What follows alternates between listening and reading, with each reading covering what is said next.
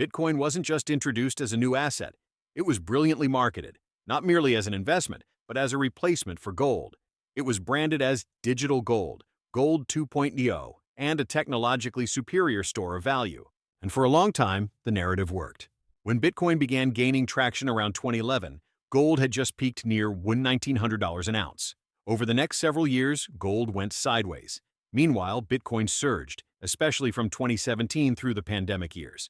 Please take a little time to like this video, subscribe to the channel, and turn on post notifications for more videos like this. You can also check out our other videos on cryptocurrencies and the overall digital asset space, and drop your comments and observations in the comment section below. Everything you do helps with the YouTube algorithm and immensely contributes to the channel's growth. Thanks, and enjoy the video. We know that the retail investor has been absent from this market for years. Not that there has been no retail participation, but that it's been minimal compared to, what it should be, or what the retail investor, is doing instead. And one of the big distractions has been Bitcoin, because of the way it's been marketed as digital gold, as an alternative to gold, as something that is superior to gold, that is gold only better, gold 2.0, given the way it's been marketed and given the relative returns. Because remember, when Bitcoin first came on the scene, that's when gold really peaked out. It started around 2011 when gold was at 1,900. The public didn't really start looking at it until 2017, and then more so, during the pandemic and 2000. But during that period of time, gold didn't go anywhere, just went sideways. But Bitcoin went way up. And so that was a very compelling argument to a lot of people where, hey, why are you buying, analog gold when you can buy digital gold? This is the new gold. And look, the new gold is up 10x. And your old-fashioned gold hasn't done anything. And so a lot of people that might have bought gold in 2019, 2020, 2021, 2022, 2024 even, bought Bitcoin instead. Yeah. Now, after a couple of years where, Bitcoin really hasn't gone anywhere and gold has doubled, more than doubled, and silver's more than doubled, I think a lot of people who made the switch out of gold or silver into Bitcoin are regretting that. Because, Bitcoin is down more than 40% priced in gold. It's down, I haven't checked, it's well over 50% priced in silver since it's peaked. Yeah. And at one point, I think earlier in the year, Bitcoin actually had a higher market cap than silver. And that was probably right near the peak, where you could have sold all your Bitcoin and bought silver. But I think that a lot of people who got frustrated and left gold or silver for Bitcoin are gonna come back.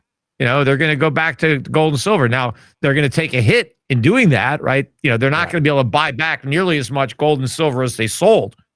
But I think they're going to make the switch. Try it. Yes. Yeah, it's heavy. Is it real gold or no? Well, I don't know. Is this what you're trying to? Now, listen, I got you kind of moment. But critics obviously say that this proves the case for digital assets. But did this stunt kind of change your view on the need for tokenized gold as a verification tool? Well, the whole debate was supposed to be Bitcoin versus tokenized gold. So a kilo bar of gold was not even relevant to what we were supposed to discuss.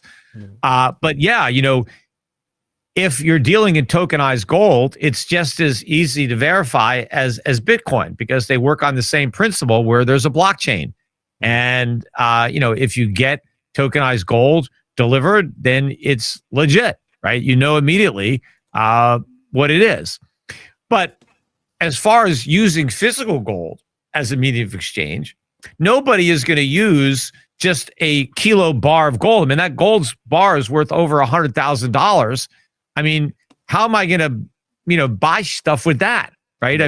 Number one, so if I was going to use gold as a medium of exchange, I would be using coins, right? And, they would be much more easily recognizable to the naked eye. And, if they were minted by a mint that I knew of, and you could look at it and look at the ridges on the sides, and, you could drop it on the ground and, on the table and listen to the sound and compare it to the one you already have. And yeah, it's pretty much the same thing. You would be able to know.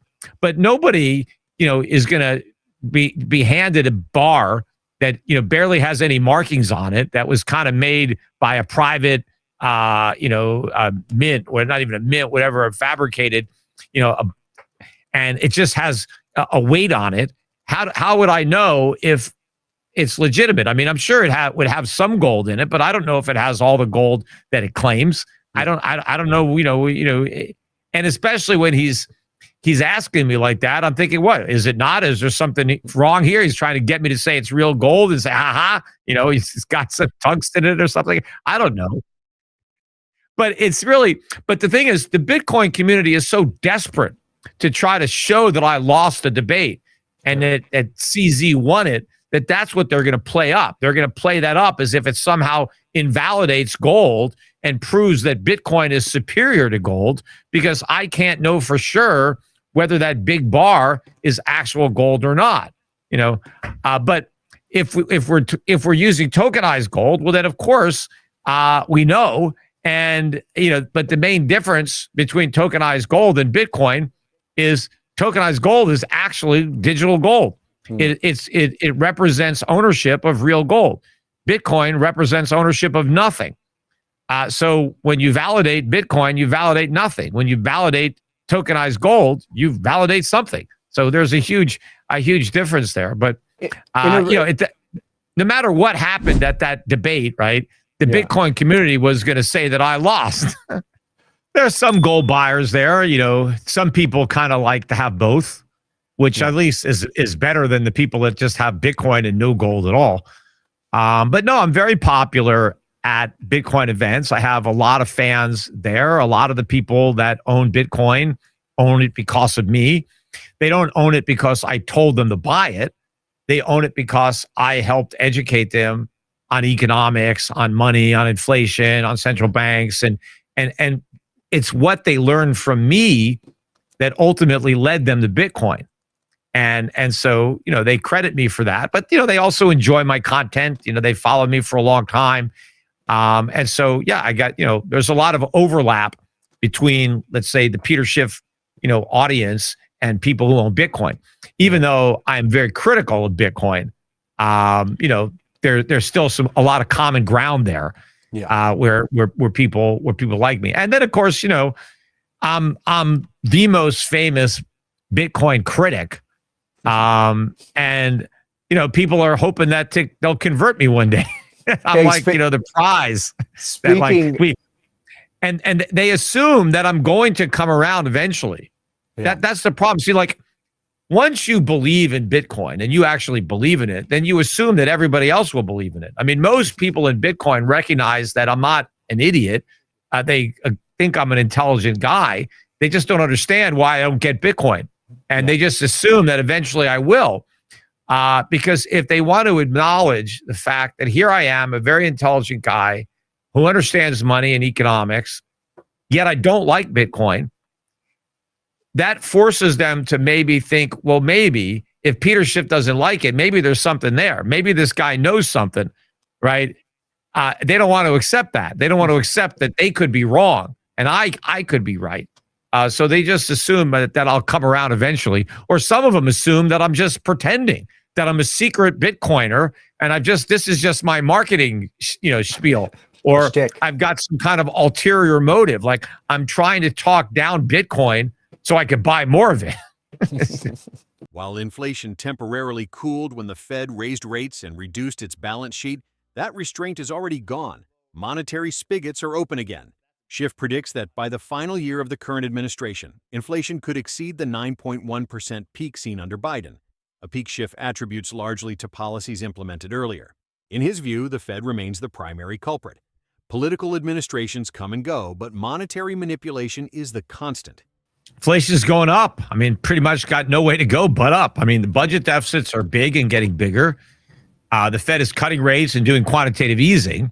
So that's a toxic combination. I mean, that's how we got into this mess. So inflation is going to rear its head in a big way. I think that by the final year of the Trump term, inflation will probably be higher than it was in the first year of the Biden term. You know, Biden set the high mark now at 9.1, but, you know, almost all that inflation was the result of policies that happened under the Trump administration, not under the Biden. Biden, you know, is responsible for inflation in 2022 or 2023, 2024, and some of the inflation we've had under Trump. But now pretty much a lot of Trump's policies are starting to kick in. And the Fed, of course, you know, the Fed is the primary bad actor in all of this. And, you know, the reason that inflation started to come down under Biden was the Fed was hiking rates and, you know, it was doing quantitative tightening. So money supply shrunk somewhat. But credit kept expanding. That was a big problem. But they were pushing back a little bit. But now they've got the monetary spigots open again. We're doing rate cuts. We're doing QE. So you're going to start to see, you know, some big impacts on inflation, you know, certainly by the second half of 2026 from what the Fed is doing now. Probably the first half from, you know, what's already been done. The only bright spot, I guess, in the inflation landscape is oil prices, and oil prices are low. I'm not disputing it, although they're not as low. Trump said $1.99 a gallon. I mean, I don't know anyone buying it at $1.99. But yeah, I mean, I'm looking at a barrel of oil now. It's $56 a barrel. That's cheap. And in fact, when you compare it to $4,300 gold, it's never been that cheap outside of a couple of weeks during COVID. So you're talking about really, really cheap oil. But that's just one price. Right? There are plenty of other prices that have gone way up. And so on average, prices are going up. And in fact, not only did Donald Trump say that prices were going down, he said they were going substantially down. I mean, what's substantially? Because even if prices were going down 1 or 2%, I mean, that's not substantial. So what is he talking about? Is he claiming that prices are dropping 10% or something like that? Because they're not only are they not dropping, they're going up. But, you know, Trump is lying. That's, you know, it's ironic that he's lying on Truth Social, of all places. And he got mad at me for telling the truth. I told the truth on Fox and Friends, and then he had to lie about it on Truth Social by claiming that I'm a Trump hater. When, you know, I mean, it's got nothing to do with how I feel about Trump. You don't have to hate Trump or like Trump, I mean, to know reality. The reality is prices are going up. Whether I like Trump or not, that's reality. Trump's living in denial if he wants to claim that they're not. But then he's calling me a jerk. He's calling me a loser. I mean, why am I a loser? Why am I a jerk? Just because I disagree with the president, I'm a jerk and a loser? I mean, the White House would argue that we're missing the supply side story, right? That we're nearly a year into his term, and I mean, if the president unleashes American energy and cuts these regulations like they're trying to aggressively, doesn't that crush costs across the board? I mean, why wouldn't that deflationary boom? First of all, he hasn't unleashed energy. You know, energy production is not really up. I mean, it may even be down in the United States. The main reason that we have cheaper oil is because OPEC nations increase their production. That doesn't have anything to do with what's happening over here. That may have been a favor for Trump. I don't know. But also, oil prices have come down because the economy is weaker. So there's less demand for that. So that's more responsible than any kind of unleashing an oil boom. I mean, look at the rig count. I mean, the rig count is lower, I'm pretty sure, now than it was when Trump was elected. So there's not just that's just rhetoric. I mean, Trump wants to claim credit for oil prices coming down. So he has to say it's because of my great energy policy. But the policy has not had much impact. Now, is it possible that it's had some impact? Sure. I don't know. You know, where would oil prices be if Biden were still president? Maybe they would be higher, but they're very cheap right now. But I don't think they're going to stay cheap. So we'll see. By next year, oil prices could be double. They could be back up at $100 a barrel. You know, then what is he going to say? Go back to miners just for a second, because in September you noted that the easy money kind of had already been made, but that miners still remained relatively, undervalued to gold. GDX now hitting new highs for the 2026 outlook. I mean, you predicted small caps would be rock stars. Why 2026? Do you expect maybe an M&A cycle to begin as major producers look to replace reserves? Or yeah, well, yeah, I think so. A much bigger year next year. Triple, quadruple, almost like Bitcoin-ish type returns back from the early days of Bitcoin when Bitcoin was still going up, not now when it's just grinding lower.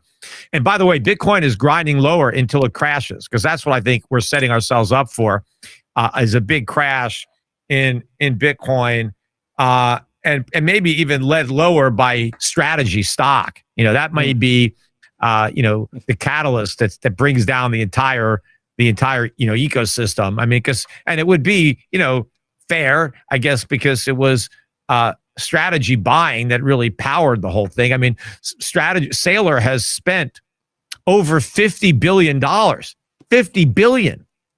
Bitcoin. So where would Bitcoin be without that 50 billion of buying from one entity? Did you finally meet him in Dubai, Peter? Did you get to chat? No, well, I didn't know. Look, I was at a party and he was at the party, and I noticed him. And I noticed him first because I heard his voice. I heard him pitching Bitcoin as he was, he's just nonstop talking about Bitcoin, right? But I heard him talk, and I said, "Is that Saylor?" Because it sounded like him. And then I peered around the corner, and there he was. And so I really, because I had just called him like the biggest con man on Wall Street, like just a few days earlier. Please take a little time to like this video, subscribe to the channel, and turn on post notifications for more videos like this. You can also check out our other videos on cryptocurrencies and the overall digital asset space, and drop your comments and observations in the comment section below. Everything you do helps with the YouTube algorithm and immensely contributes to the channel's growth. Thanks, and enjoy the video.